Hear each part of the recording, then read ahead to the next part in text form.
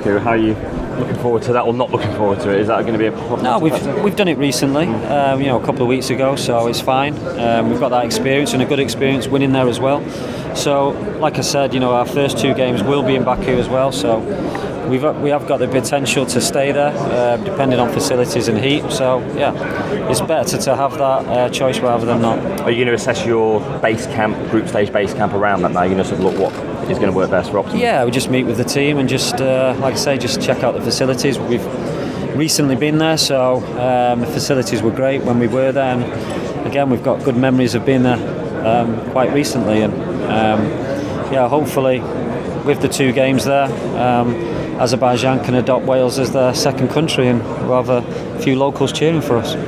Yeah, of course it is, because that is a tough game, going to Rome and play in Italy. Hopefully they've got 6 points and play the reserves. And it'll be slightly easier for us, but we just have to look after ourselves. And we've shown, especially recently, that we're a match for anyone. And we know that if we have all the players available, we can compete against any country. Italy have been giants on the international stage, but are they as strong as they used to be?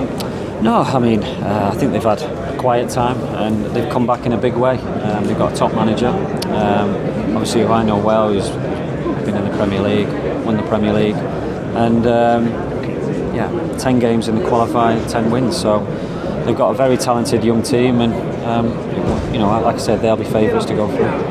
There's lots to think about now in terms of planning and logistics. I imagine that will all begin on Monday. Does it help, though, to have those first 2 fixtures together in Baku before having to go over to Rome?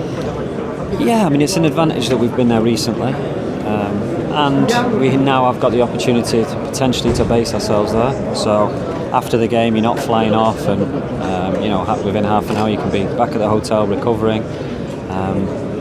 So these are all things that we need to talk about, the best scenarios, the facilities, the heat, all these things we have to take into account.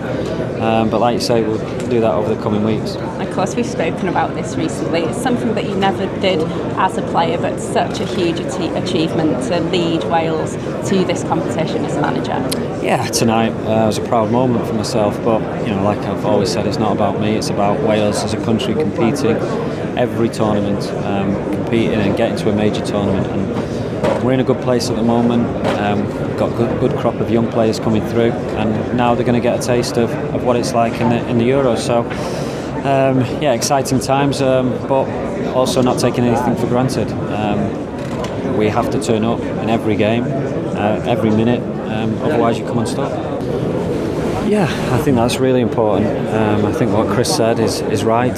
So often, for me as a player, we would get nearly there, and then the next campaign we would be nowhere near. So the last 3 tournaments now, obviously qualifying in the Euros, nearly there in the World Cup, and now qualifying again in the Euros. That's where we want to be as a country. We want to be at major tournaments.